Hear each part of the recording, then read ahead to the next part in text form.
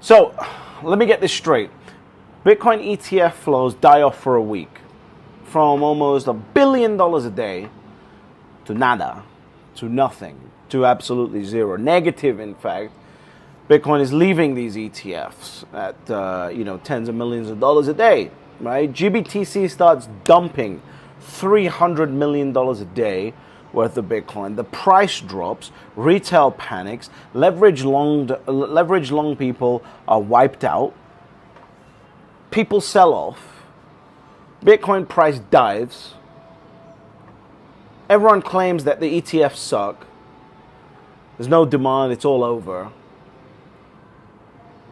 And then suddenly, the UK announces ETFs, Hong Kong ETFs are in play, Coinbase, the lawsuit result drops, Larry Fink is on TV talking about how Bitcoin is the most important and successful ETF in ETF history. Suddenly, we're back up to 400 to 700 millions of dollars a day worth of buying, like magic out of nowhere.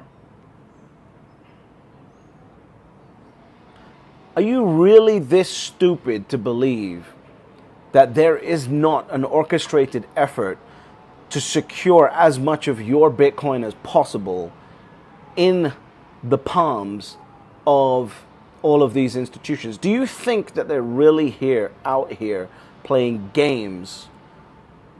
Because I don't. I think they understand exactly how important this asset is. And I'll say it, again, if you allow yourself to be larried. Now, what do I mean by that? I mean by exactly what the drama that we just saw play out in the last week and a half.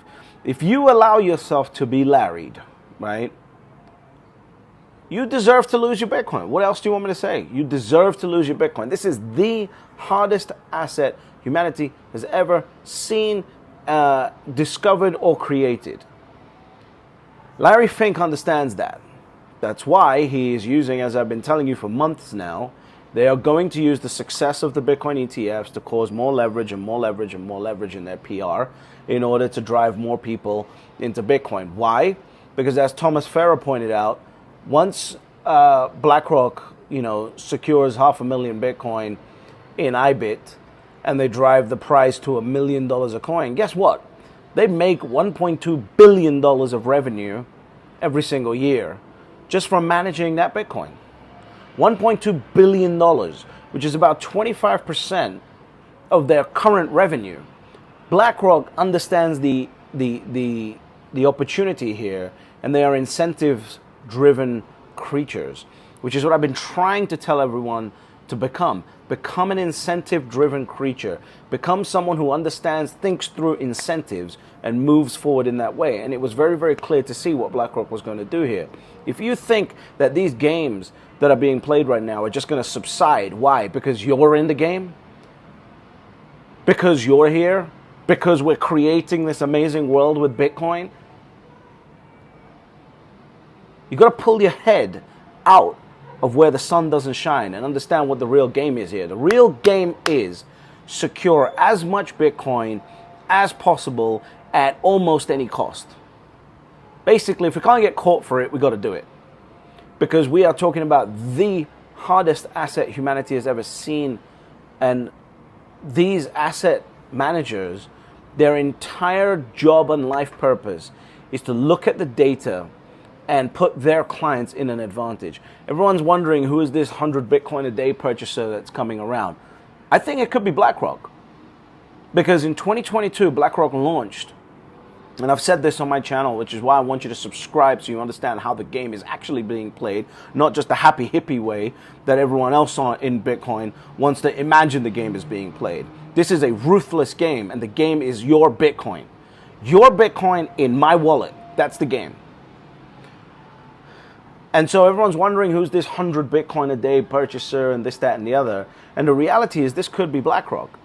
Because in 2022, they set up their own internal GBTC type fund to secure Bitcoin for their clients. And now this Bitcoin has, this fund has almost, or this wallet address has almost 56,000 Bitcoin. Why can't it be BlackRock? I'm not saying it is, but why can't it be BlackRock for operating for their highest net worth clients? You really, right now everyone's like super excited because Bitcoin's becoming mainstream and this, that, and the other. But you've got to pull your head out your ass because the game has now become more dangerous. Because we're now entering the big numbers arena. We're now entering the period where retail, you and I, right? People are operating on our level, right? Let's say up to $100 million, are going to absolutely shit themselves if you see a Bitcoin crash from 100,000 to 80,000. And the institutions are going to look at that and go, holy shit, that was only a 20% dip, not the usual 35. The game is changing here. And it's important to understand that, and it's important to adapt to that. The happy hippies are going to be the first ones to get their Bitcoin taken because they're going to get to a point, they're going to be given the incentives. I don't care how tough a happy hippie talks. They are going to be given the right incentive at the right time to let go of that Bitcoin, and they're going to do it. It's just as simple as that. I don't care how fancy they want to talk on Twitter. I don't care how many times they want to call me, names for supporting the ETF and whatever. They are going to give up their Bitcoin, right? It's just the system that you are now working in, the system that has now got its tentacles and claws into acquiring as much Bitcoin as possible is relentless. They don't stop. 24/7. At this point in time, based on all the firms that are involved, there's probably 700 to 1,000 professional nerds whose entire life purpose on a $300,000 a year basic salary, their entire life purpose is to secure your Bitcoin in their wallet. That is who you're now up against. This is no longer, oh, look, I told the person down the street and they bought Bitcoin. You're not up against those people anymore. These are ruthless killers in the asset management business. And they are going to take your Bitcoin no matter what it takes. Now, the good thing about Bitcoin is there's a finite supply. So when there's a finite supply of an asset, you can only screw around for too long before you just have to go buy in the market. And we've seen that because as we started seeing the purchases run out and the price start running because the supply was getting tight, the flows increased. The flows increased. That's how I knew. Yesterday I put a tweet out saying inflows are back. How did I know that? Because I was looking at price action before the market and I just realized the games are here. As soon as the games are in town, the boys are here. As soon as the boys are in town, you're about to lose your Bitcoin. That's how this works. And this would have happened in any market. And guess what? I would be doing the exact same thing. If I was leading the desk at BlackRock trying to figure out how do we secure Bitcoin at the lowest cost possible, I'd be doing the exact same thing. Because at the end of the day, it's a zero-sum game. I don't care how happy hippie you want to look at this world and it comes to Bitcoin. It's a zero-sum game. 21 million, that's it. Oh, this person doesn't respect the fact that this is a monetary network. Let's take their Bitcoin. Simple as that. And a lot of people are going to sit here and go, oh my God, but it's not about the number going up. It's not about the amount of Bitcoin you have. Get fucked. It is. That's what it's about. The number going up is the single most important thing to Bitcoin in its current phase. Why?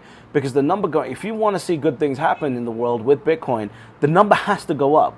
Because the number going up incentivizes more action, more attention, and more innovation in the space to allow the world to start using more Bitcoin. And you owning a piece while that number goes up determines how influential you will be in that network. There is never going to be a day where MicroStrategy is less influential in the world than me. They own significantly more Bitcoin than I do, right? Same thing as Michael Saylor. If Michael Saylor was to leave MicroStrategy one day, MicroStrategy would be significantly more influential than Michael Saylor. Why? Because MicroStrategy owns more Bitcoin than Michael Saylor. This is the game that we live in now, and you've got to get your head together because these types of events over the last week are going to happen. And the number one thing that's going to keep you in the game is your psychology to understand what you own. If you don't understand that, you are going to get your Bitcoin taken at some point because they're going to give you $500,000 for it, and you're just going to give it up going, oh, I'll buy a house because I'm done. And that's when Bitcoin's going to go to $5 million. Keep your head out of your ass in the game, subscribe to the channel, and stay focused on what's going on because the game is completely and utterly changing at this point. And the one thing I don't want to see is put their neck on the line, got their Bitcoin, and then they get scared out of the game because now Larry's involved. right? I don't want you to get larried. So subscribe to the channel, and ultimately, despite all these games, there are always only 3 rules to Bitcoin. Step number 1, you buy Bitcoin. Step number 2, shut the fuck up. And step number 3, you get fabulously wealthy.